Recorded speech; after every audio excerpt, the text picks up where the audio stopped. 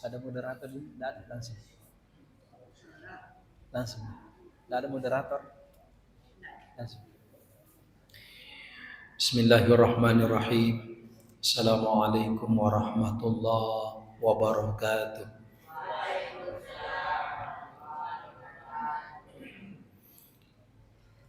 Alhamdulillahi rabbil alamin.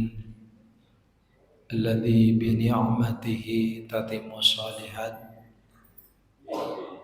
wa bi fadlihi tatanazzalul khairat war rahmah wal barakat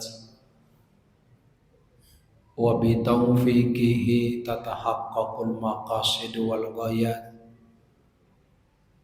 Asyhadu an la ilaha illallah ni'mal wakil wa ni'mal maula wa asyhadu anna muhammadan abduhu wa rasuluh wa man yunkirhu faqad dhalla dhalalan ba'ida.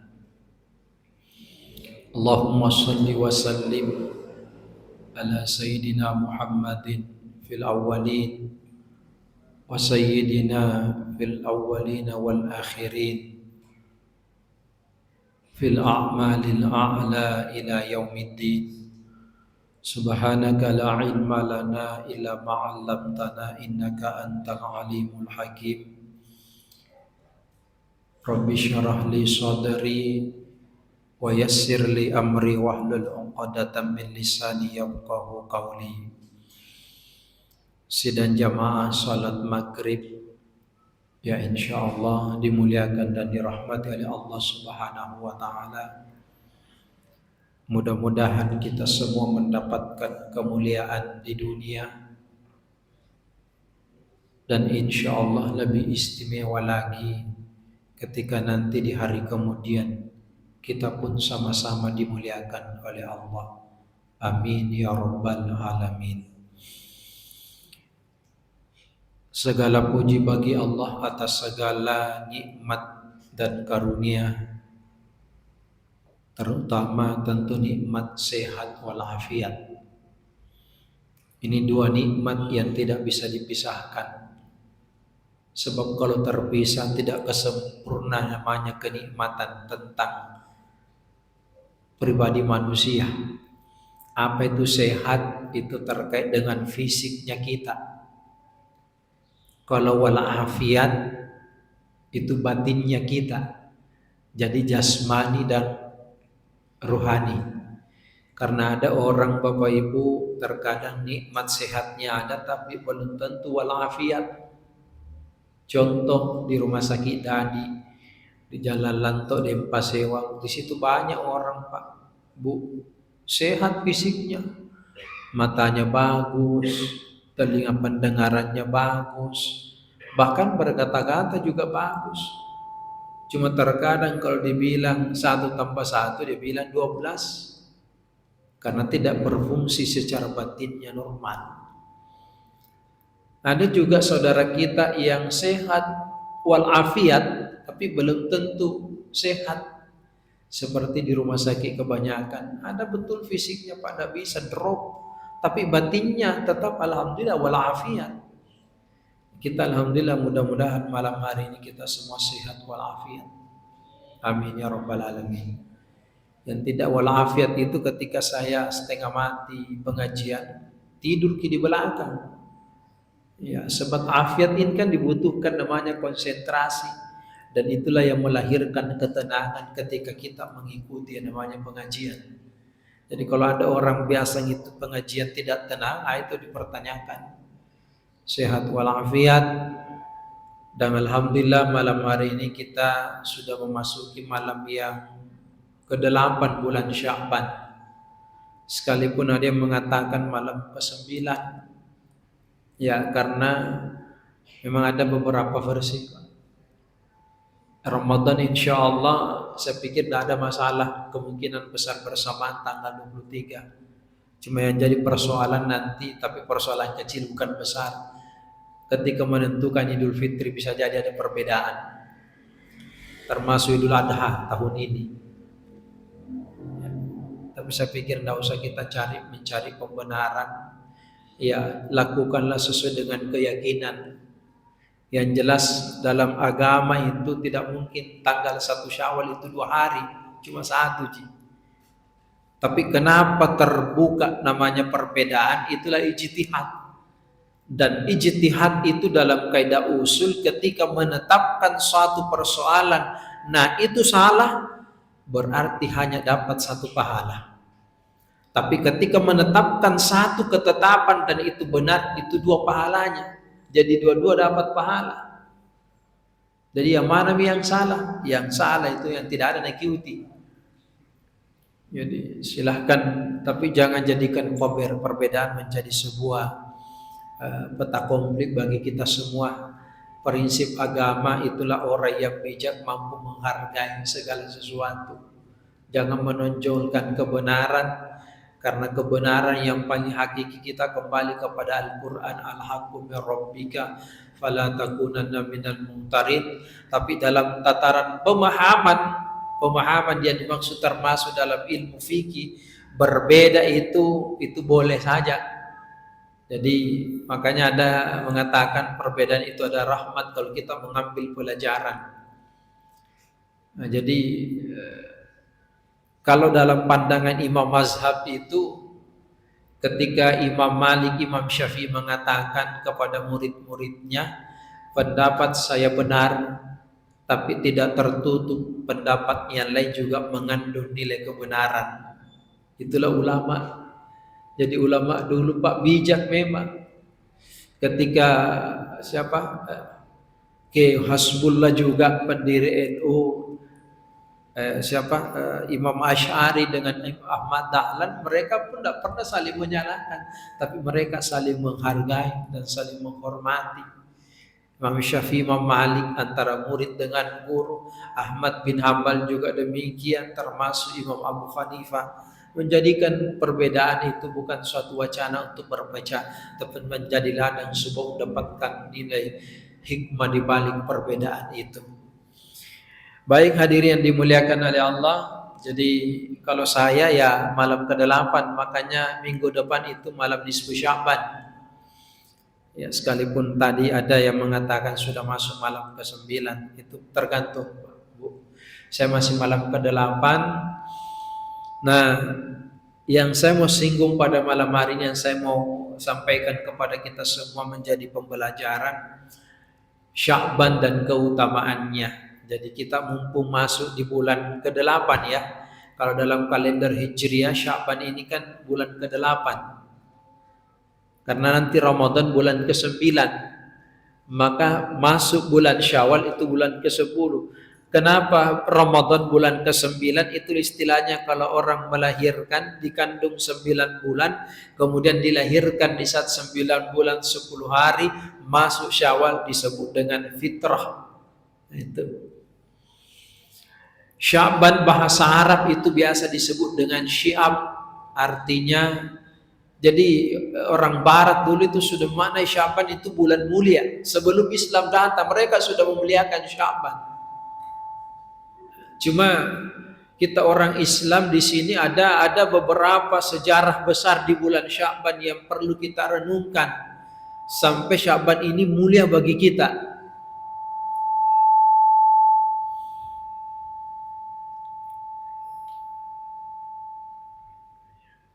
Ini kesalahan teknis ini.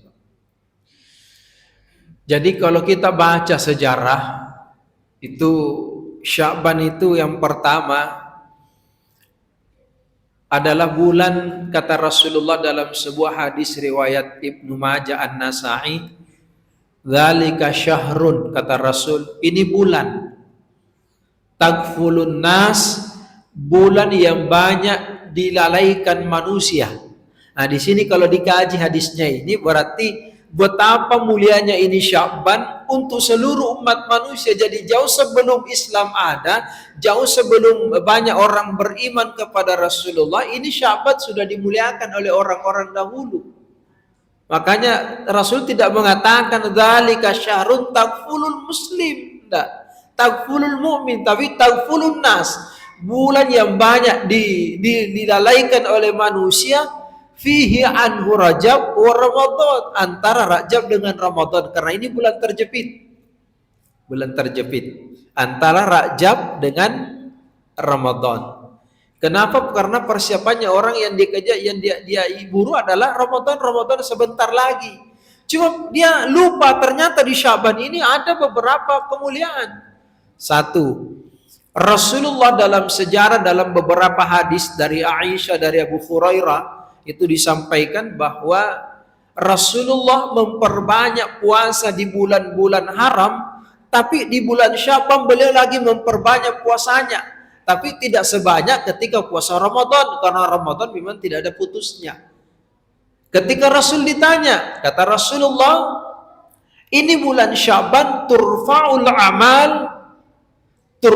amal, bulan syahrun turfa'ul amal, bulan di mana diangkat amal perbuatan pahala kita, dilaporkan kepada Allah Subhanahu wa taala. Karena memang di bulan, kalau berbicara dilaporkan amal pahala, hadirin dimuliakan oleh Allah, itu kan ada amal pahala itu dia laporkan itu per hari. Jadi setiap hari dilaporkan. Nah, kapan waktunya? Yang pertama di waktu asar, yang kedua di waktu subuh. Makanya itu kata Rasulullah ada dua salat itu, Salul bardain, salat di antara dua waktu yang sangat sejuk. Dimaksud di situ bardain itu adalah salat asar dengan salat subuh. Makanya sekiranya boleh memilih di antara 5 salat, ini yang paling utama subuh dengan asar. Tapi jangan mengatakan kalau begitu itu misalnya di kerja, tidak usah salat maghrib, tidak usah salat isya.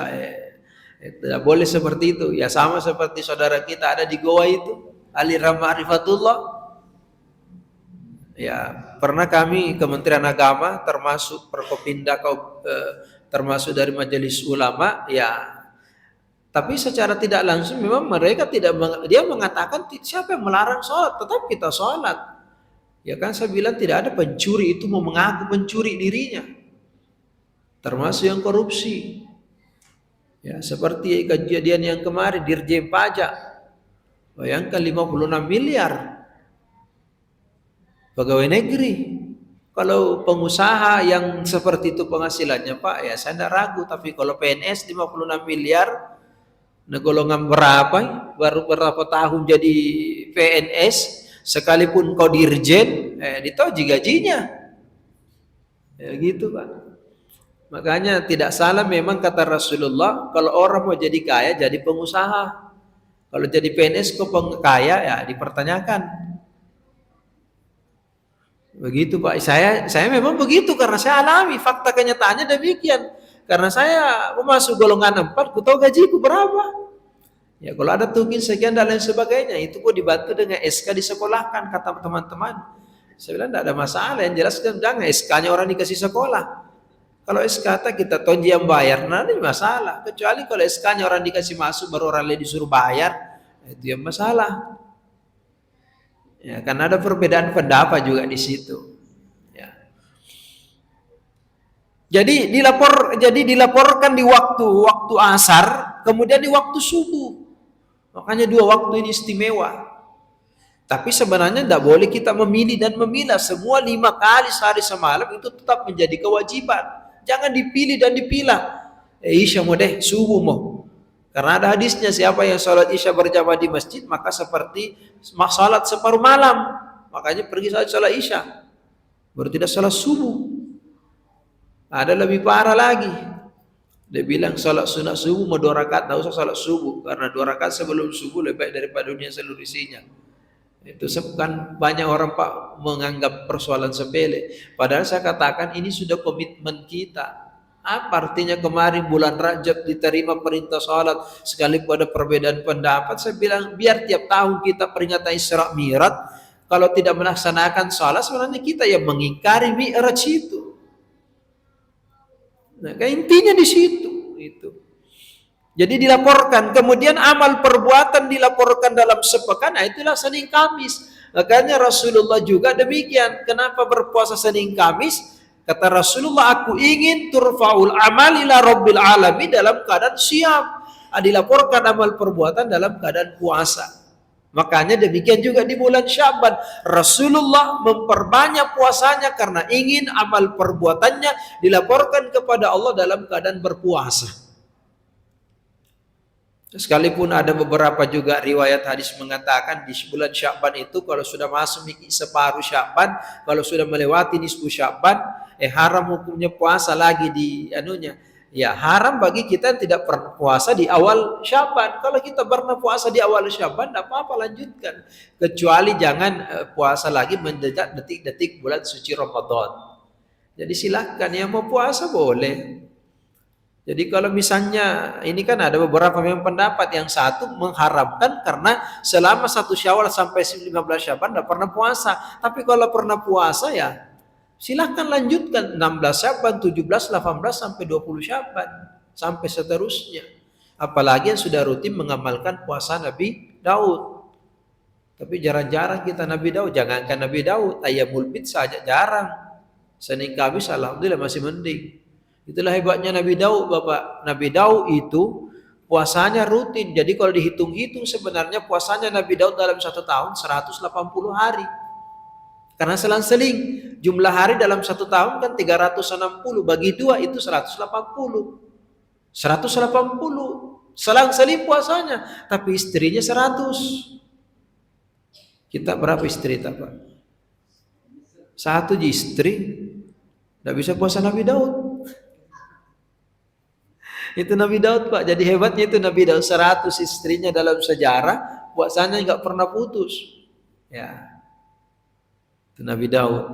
Tapi kalau dikaji hadis lagi kan, ada kan kata Rasulullah itu kan yang sering kita amalkan setelah Ramadan kan, itu ada kan, barang siapa man shoma Ramadan tsumma atswat syittam min Syawal kana kasyamid dahar. Siapa yang puasa di bulan Ramadan kemudian diikuti 6 hari di bulan Syawal seperti puasa 1 tahun. Makanya saya kaji, kalau misalnya Nabi Daud hanya 180, nah kita tiap tahun mengamalkan puasa Syawal, kita lebih hebat daripada Nabi Daud.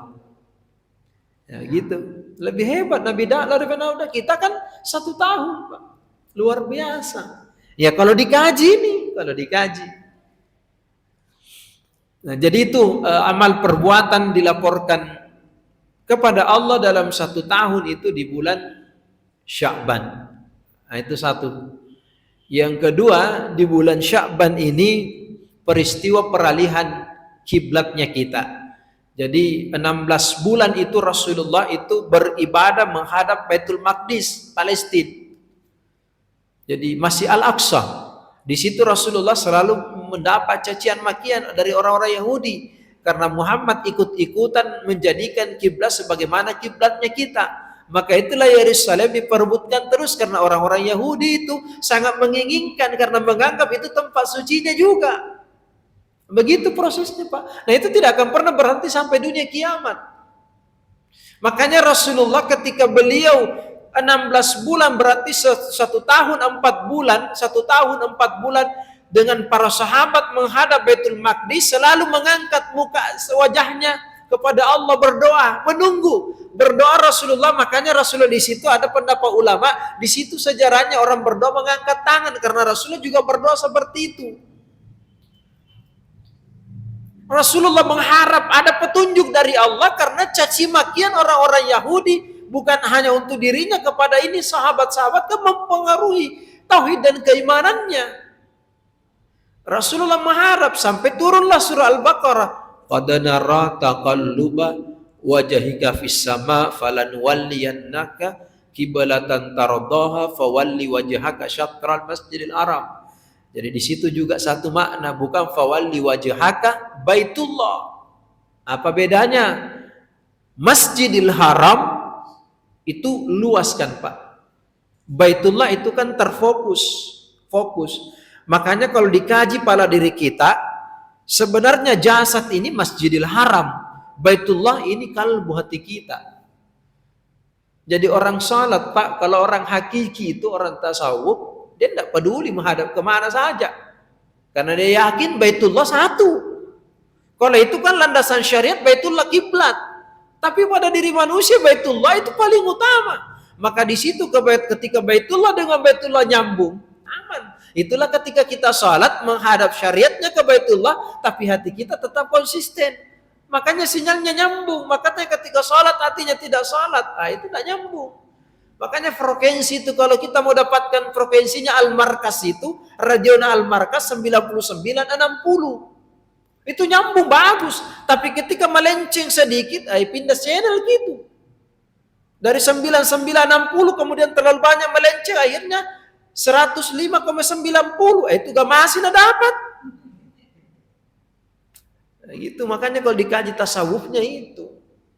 Jadi tidak bisa dipisahkan syariat hakikat itu, tarikat. Perlu.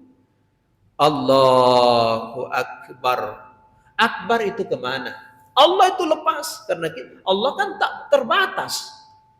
Akbar yang maha besar kembali. Masuk ke dalam. Makanya kalau orang tarik Allahu Akbar, situ masuk. Jadi Masjidil Haram pada diri ini Pak, Masjidil Haram. Makanya kalau kita kaji tentang masalah haji, di haji makanya orang ulama dulu katakan, hajikan dirimu sebelum engkau haji. Usim maki, karena kita tidak pernah tawaf di tanah suci, masa mau ki haji? Tidak pernah ki wukuf. Hajikan dirimu sebelum engkau haji. Apa maknanya? Bersihkan dirimu karena sesungguhnya haji itu pembersihan. Ini semua ada. Padang Arafah ada pada diri kita, hidung kita Bapak Ibu. Ini padang Arafah. Kalau ada orang Pak sudah tidak bisa lihat padang Arafah pada dirinya, dekat dengan kematian. Coba Bapak Ibu yang hadir malam hari, coba lihat hidungnya. Kalau ada yang tidak lihat, pulang pergi duluan. Ini kajiannya Pak. Dan tidak kulihat karena pakai masker, itu lain cerita. Serius ini Pak. Makanya kalau orang, saya guru tak dulu bilang, nak, di saat kau terdesak betul-betul mungkin terpaksa, jangan kau ragu, perbaiki. Nah itulah, perbaiki ingatanmu. Kalau orang Bugis bilang pada cengi farengarammu. Tatap padang Arafah pada dirimu. Kalau masih kau lihat padang Arafah pada dirimu, insya Allah famasena Allah Ta'ala atas izin Allah. Masih panjang itu perjalanan. Tapi kalau kau sudah tidak melihat padang Arafah, perbaiki. Dia bilang, Ustaz, penyok hidungku. Biar bagaimanapun penyoknya, beseknya Pak, bisa dilihat. Nah. Hidung Pak. Orang Makassar bilang, kamuruk. Ya. Kalau orang Inggris, nice. Proses Pak. Jadi peralihan itu satu sejarah. Kapan berubah? Saya baca sejarahnya itu Bapak Ibu yang dimuliakan oleh Allah. Ternyata itu pada malam nisfu Sya'ban, hari Selasa. Ya kebetulan nanti ini Selasa juga nisfu Sya'ban. Itu hari Selasa. Saya baca riwayatnya itu dalam kitab Ibnu Katsir itu ternyata diceritakan proses peralihan Baitullah pas pertengahan bulan Sya'ban. Turun itu. Nah kalau dikaji memang betul-betul berarti malam nisfu Sya'ban itu ada keistimewaan luar biasa. Tidak mungkin Allah merubah posisi untuk bermi'raj kepadanya itu di malam. Makanya ada hadisnya, 5 malam yang utama itu paling bagus itu adalah malam 1 Rajab, yang kedua malam Idul Fitri, yang ketiga malam Idul Adha, yang keempat malam nisfu Sya'ban, yang kelima malam Jumat. Jangan lagi ditambah-tambah sunnah malam Jumat. Apanya yang sunnah? Bunuh setan, bukan setan dibunuh, kita mau dibunuh. Kan jadi ada memang luar biasa. Tapi kalau dikaji yang paling utama itu malam Jumat. Makanya ada yang bertanya, memang waktu mulia mana yang lebih mulia hari dengan malam? Memang paling waktu malam mulia. Coba lihat dikit dalam sejarah. Rasulullah di Isra Mi'raj malam. Turunnya Lailatul Qadar malam, tidak ada siang. Makanya disitulah mustajab bagus orang beribadah pendekatan diri kepada Allah itu di malam. Sama kalau mau perjalanan bagus memang itu guru tak dulu pernah bilang begini, kalau mau perjalanan jauh itu bagus sebenarnya jalan malam nak. Apalagi sopir-sopir mobil daerah itu Pak lebih suka malam hari daripada siang. Ya kalau malam hari kan tidak terlalu kerja maksimal itu mesin karena dingin sih Pak. Kalau siang ada tuh mata saat panas kan. Cuma tata kalau mata jangan coba-coba malam jalan di malam hari. Bukan jalanan kita lewati, pinggirnya jalan. Ini malam itu luar biasa. Tidak mungkin Allah. Makanya kalau dikaji mana yang lebih dulu diciptakan, siang atau malam? Malam, Pak. Ya kan? Walaili idza yaghsha. Kan gitu. Demi malam, jadi malam. Kalau ditanya, mana lebih? Kan banyak orang mau dijadikan teka-teki. Malam apa siang? Siang apa malam? Saya bilang kalau itu diurus berkelahi sama dengan apa? Telur ayam, ayam telur, telur ayam. Nah, berkelahi mikir. Tapi kalau kita baca betul-betul dengan lebih mendalam, itu malam. Kan dalam Al-Quran banyak sekali yang bercerita tentang malam, ya kan? Walayalin asyr, kan itu. Nah, di situ juga ada perbedaan pendapat yang mengatakan 10 awal bulan Zulhijjah dan seterusnya. Jadi peralihan Baitullah itu terjadi di bulan Sya'ban, dan itu pertengahan bulan Sya'ban, dari Masjidil Al-Aqsa Baitul Maqdis ke Al-Masjidil Haram. Jadi hanya 16 bulan, 1 tahun 4 bulan Rasulullah sempat, dan turunlah perintah Allah untuk menghadap ke Masjidil Haram. Kemana? Karena di situ lagi itu tadi saya bahasakan Masjidil Haram, karena kalau mengatur posisi kiblat itu lebih gampang, itu mengarahkan posisi arah kompas itu ke Masjidil Haram daripada Baitullah. Jadi kalau Baitullah mau disenter, banyak di masjid yang kasih miring. Jadi kalau sudah menghadap Masjidil Haram, aman. Kalau Baitullah susah senterannya karena kecil. Makanya posisi Baitullah itu di tengah-tengah Masjidil Haram. Jadi dari arah manapun orang kan bisa dapat diaks penuhnya, tembus. Sama dengan diri kita, Masjidil Haram, Baitullah, selesai. Kemudian yang ketiga, inilah turunnya surah Al-Ahzab ayat 33. Innallaha wa malaikatahu yusalluna 'alan nabi. Makanya Sya'ban itu disebut dengan bulan salawat. Bulan salawat. Turunnya perintah salawat itu di bulan Sya'ban. Nah, ini salawat luar biasa. Nah, kalau kita baca-baca sejarah banyak sekali. Salah satu ketika Rasulullah duduk bersama dengan sahabat itu, Umar bin Khattab.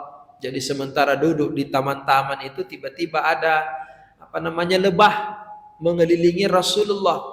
Kemudian Rasul mengatakan kepada Umar, kau nggak tahu apa bahasa lebah tadi itu? Kata Umar, saya tidak tahu ya Rasul. Kata Rasulullah, itu lebah memberikan petunjuk, menyampaikan kepada saya bahwa ada madunya di situ, ada madu yang disiapkan untuk kita untuk menjadi minuman. Nah, makanya Rasulullah itu obat yang kedua setelah kurma itu kan madu. Tuh, madu Pak, untuk jadikan obat yang luar biasa.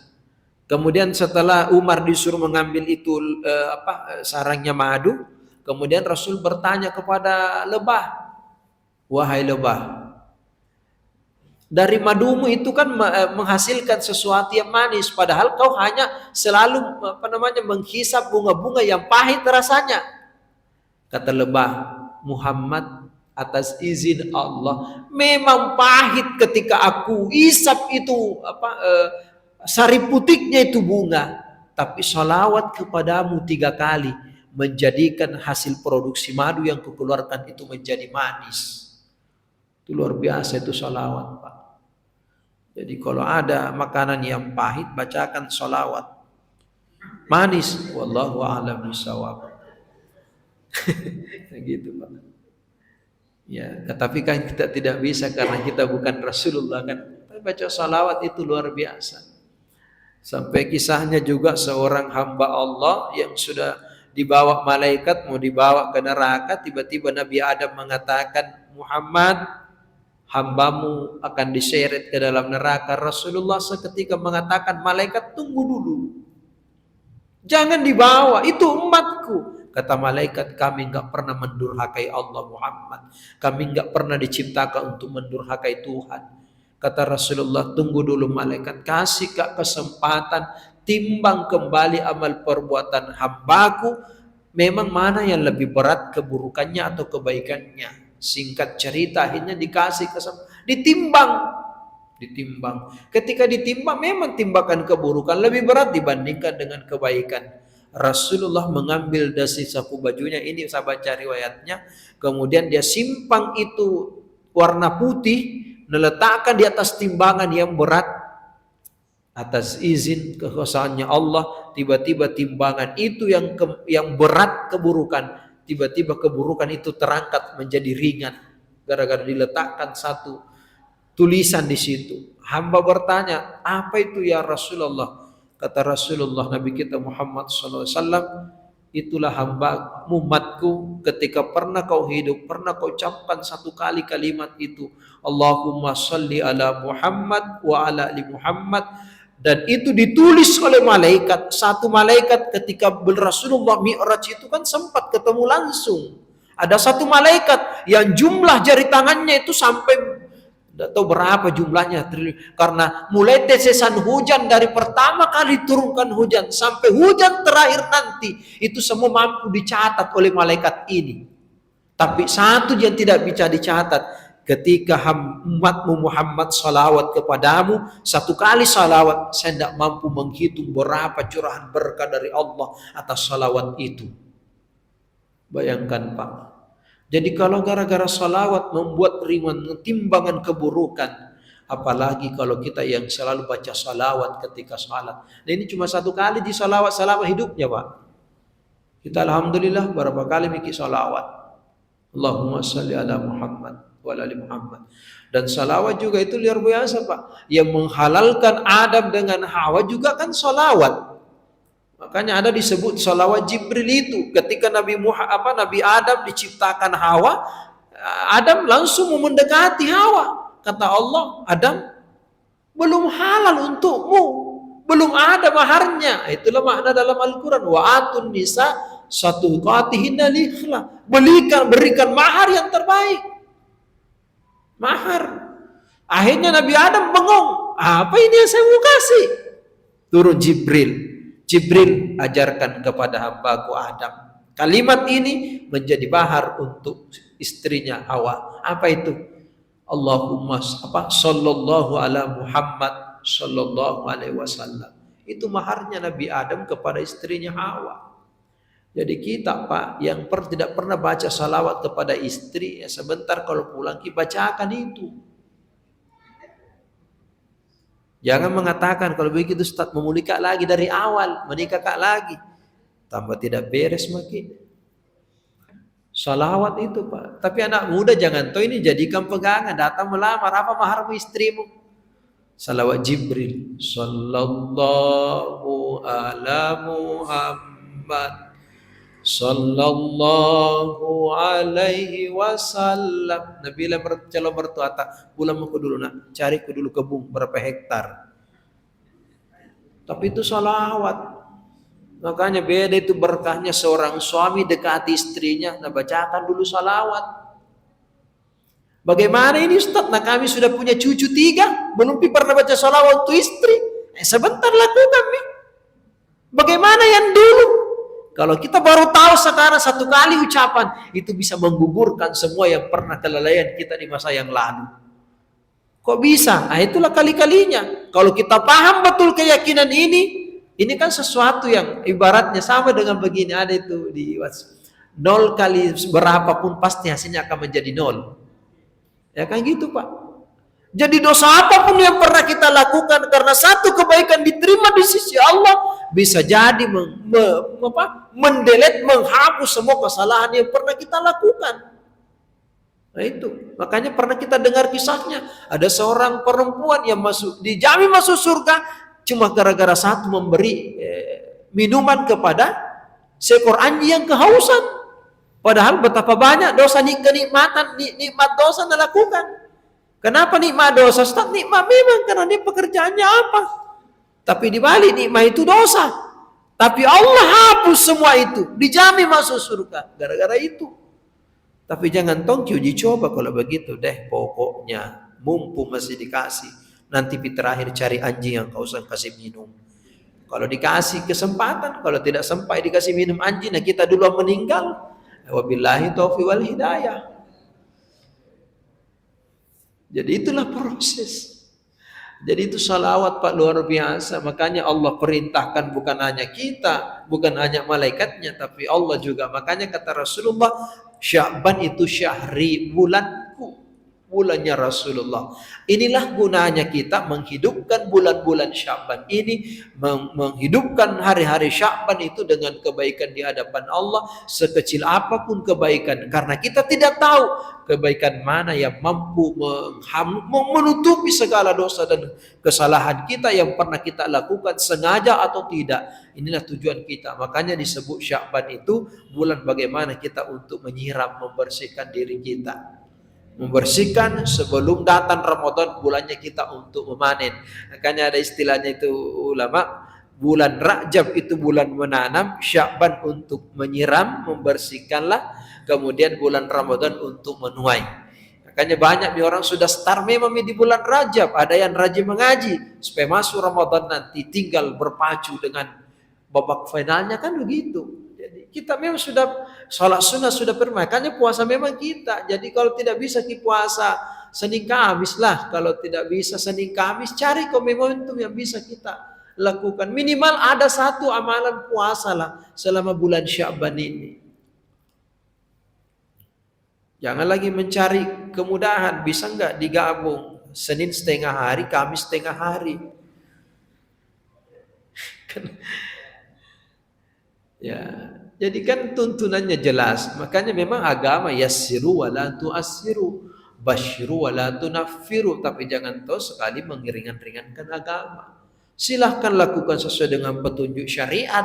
Kembali kepada mana? Ya, kembalilah kepada Al-Quran dan Sunnah. Kalau kita tidak dapatkan, itulah gunanya, namanya penjabarannya. Ada ijtihad, ada ijma, kemudian kepada qiyas. Makanya ada beberapa metode yang perlu kita tempuh dalam menjalani agama. Seperti itu prosesnya, hadirin yang dimuliakan oleh Allah. Sehingga insya Allah setiap kesempatan yang diberikan oleh Allah dalam kehidupan kita itu tidak terlewat, tersia-siakan begitu saja. Waktu Isya saya lihat sampai jam 19.33 ya. Ini sudah lewat 30. Saya pikir itu mungkin atau ada yang mau bertanya, pada pertanyaan, satu pertanyaan atau yang jelas jangan sepotong pertanyaan, saya juga bingung. Itulah gunanya. Jadi saya pikir inilah sejarah.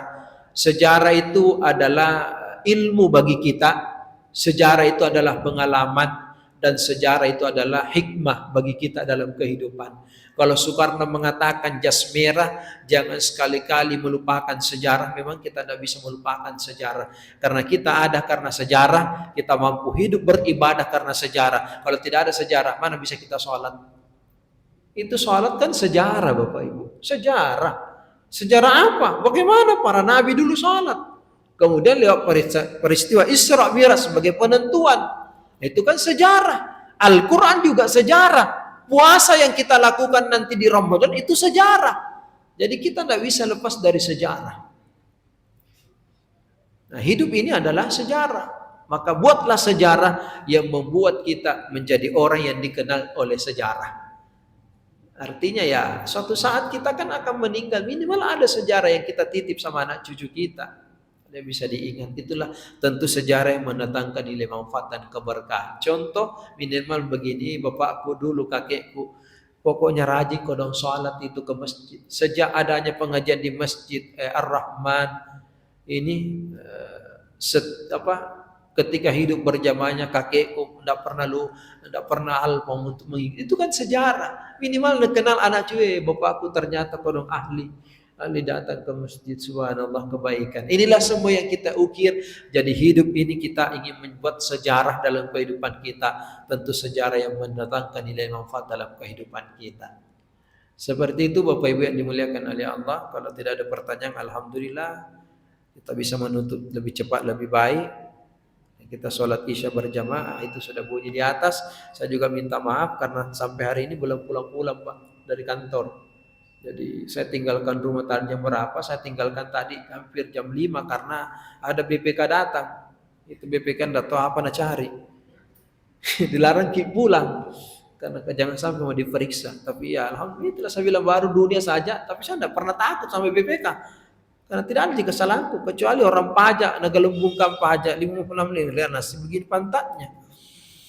Baik hadirin dimuliakan oleh Allah, semoga segala kekurangan kekhilafan kita Allah ampunkan dosa dan kesalahan kita. Insyaallah kita mampu menutup setiap perjalanan waktu dengan kebaikan sehingga kita dilaporkan amal kebaikan di sisi Allah dengan sesuatu yang bernilai manfaat insyaallah. Lebih dan kurangnya mohon dimaafkan. Terima kasih atas segala perhatian usikum wa nafsi bitaqwallah. Saya tutup dengan kesempurnaan majelis. Subhanakallah bihamdik nasyhadu an la ilaha illa anta wa nastaghfiruka wa natubu ilaik wal afu minkum wallahu waliyul muttaqin. Assalamualaikum warahmatullahi wabarakatuh.